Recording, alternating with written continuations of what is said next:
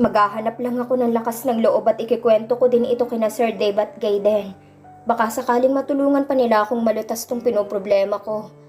Marami pa siyang ikwento sa akin at tahimik lamang akong nakinig sa kanya. Sinabi niya sa akin kung anong nangyari sa una nilang pagkikita after malaman niyang katotohanan.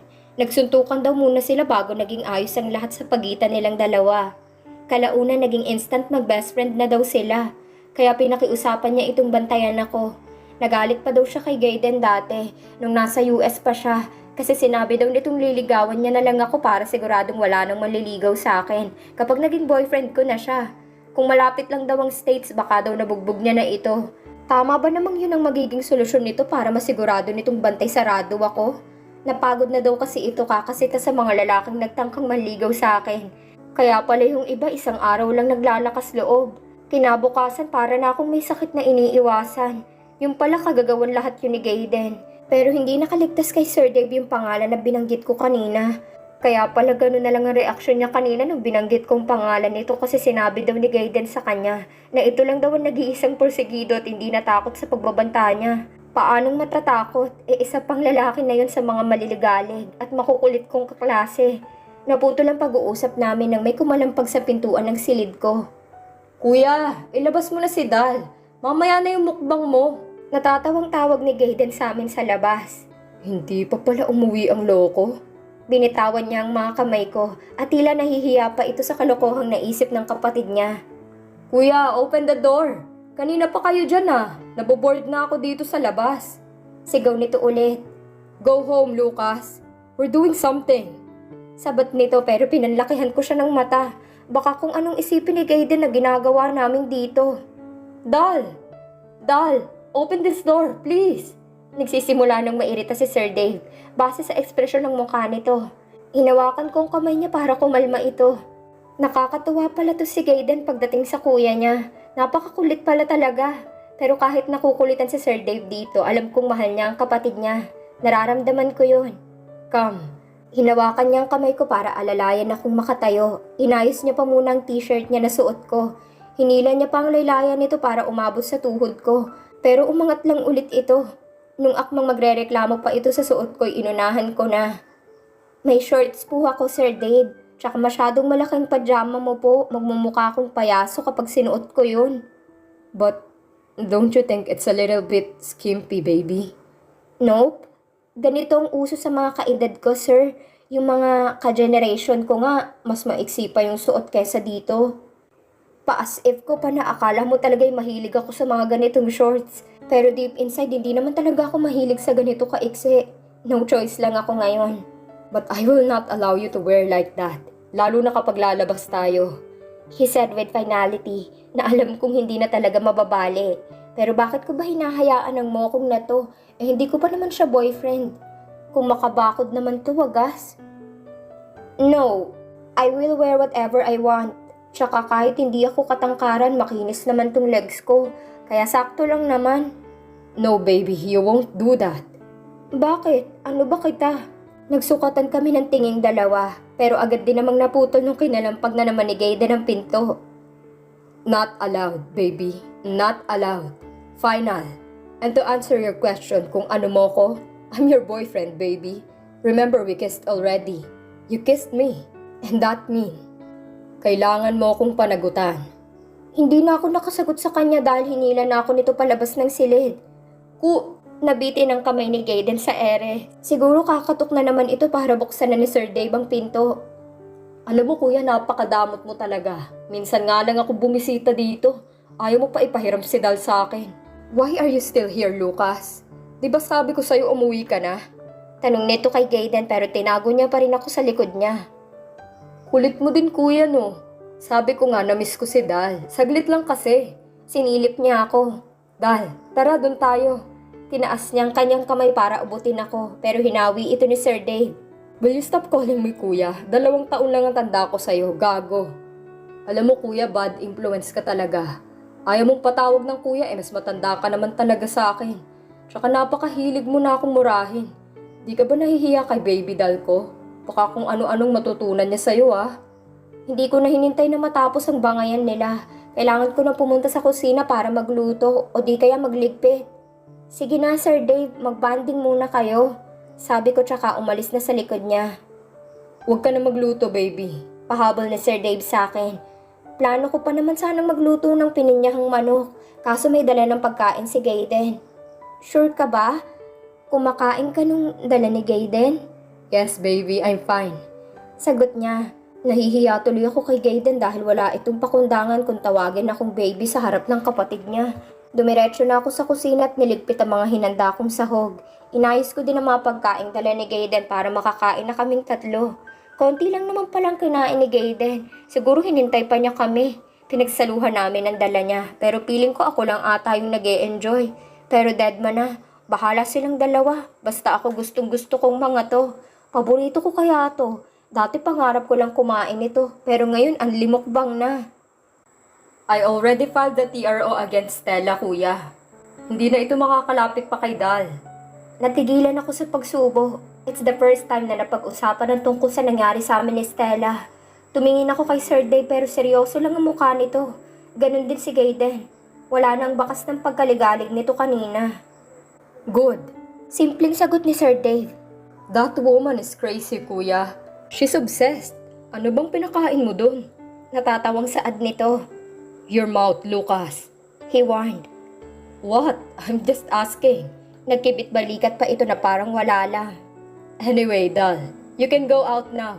May mga bodyguards ako para sa'yo. But you can't notice them dahil ayaw ko namang mailang ka. You can go back to your normal life, Dal. Hindi yung gaya nito na nagtatago ka na parang ikaw ang may kasalanan. Nakita ko pang pag-igting ng mga panga niya habang sinasabi yon. Knowing that I can go back to my old routine makes me happy. Sa wakas makakalabas na rin ako sa kondo ni Sir Dave na parang normal na lang sa akin. Pero ang tanong, dito pa rin ba ako titira sa kanya? Paano ang pag-aaral ko? Paano ang trabaho ko? Saan ako kukuha ng pangtustos ko sa aking mga pangangailangan?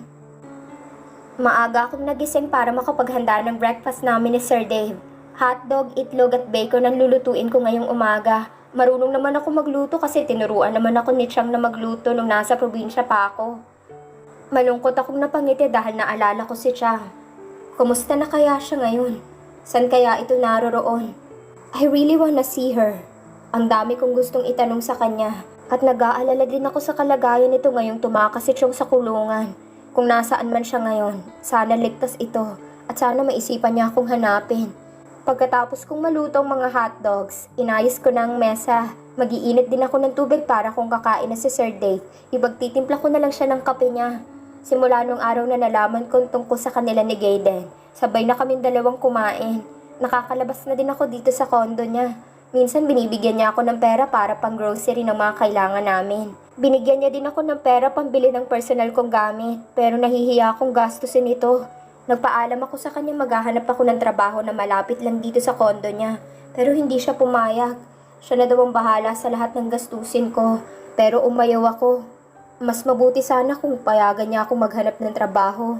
Kaso mapilit siya. Para daw hindi ako mailang, isipin ko na lang daw na pinapasahod niya ako. Tumingin ako sa orasan. Mag-aalas 7 na. Siguro tapos na itong maghanda para pumasok sa opisina. Lately napapansin ko medyo busy ito. Parang nakakaproblema ata sa ibang branch nila. Napansin kong pressure ito sa trabaho niya ngayon. Pero pagdating dito sa kondo niya, pilit niyang tinatago ito sa akin. Minsan hindi ko sanadyang narinig ang usapan nila ng papa niya. Na hanggang ngayon galit pa rin ang mami niya sa kanya. Kahit hindi nito sabihin sa akin, alam kong ako ang dahilan kung bakit galit ito sa kanya. Ako ang nalulungkot para sa kanya. Dahil alam ko kung gaano nito kamahal ang mami niya. Pero dahil sa akin nagkakagulo sila ngayon. Hinanda ko ng kape niya. I was about to pour the hot water when I felt his hand in my waist. Muntik ko pa itong mabitawan dahil sa pagkabigla ko. Paglingon ko sa kanya, isang matamis na ngiti ang nakabungad sa akin. Good morning, baby. Bati niya sabay halik sa aking pisngi. Sir Dave, I exclaimed. Oops, sorry again. Hinapit niya ang bewang ko palapit sa kanya at kinintalan ako ng halik sa labi. Kumislot ang puso ko at uminit ang aking magkabilang pisngi nang maramdaman ko ang labi niya. Simula nung pumayag ako na maging kami, naging ekstrang paglalambing nito sa akin. Minsan nga sobrang clingy pa na halos ayaw nang humiwalay sa aking tabi. Napanguso ako sa ginawa niya.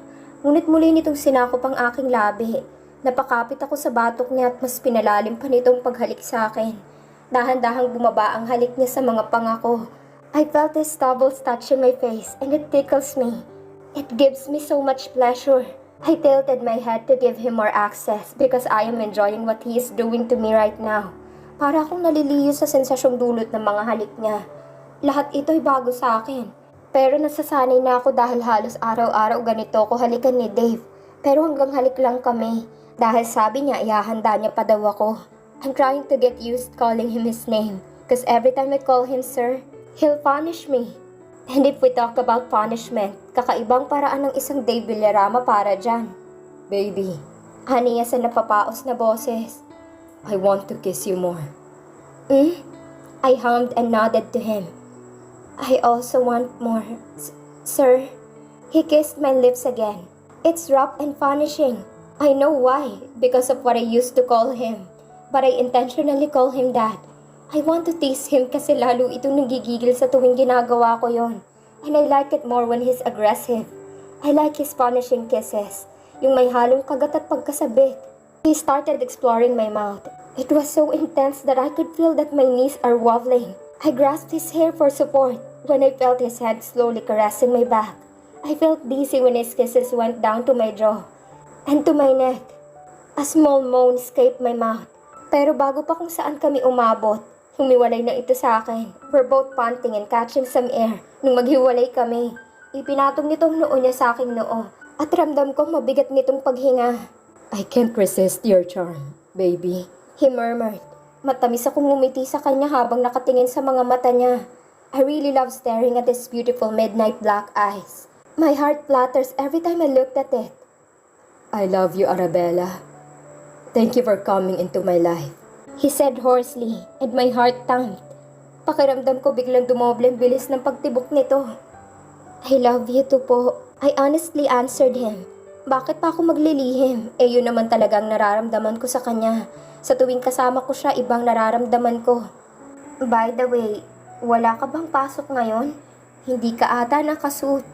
He's wearing white t-shirt and sweatpants at tila wala itong balak pumasok sa opisina niya. Saturday, baby. Natatawang paalala nito sa akin.